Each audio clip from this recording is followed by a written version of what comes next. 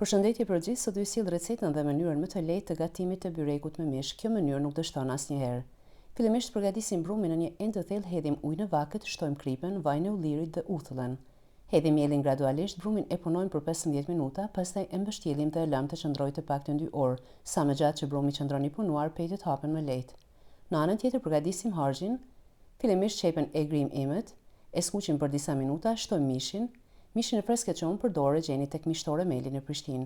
Mishin e skuqim derisa të ndrojë ngjyrë, pastaj shtojmë krip dhe piper të zi.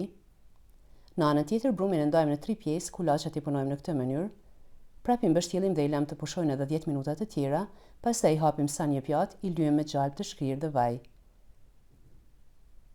Pastaj petet i hapim vetëm me duar, petet hapen sa tryeza, mishin e vendosim në të dyja skajet, i mbështjellim me çarçaf, byreku lyhet me gjalp të shkrirë dhe vaj.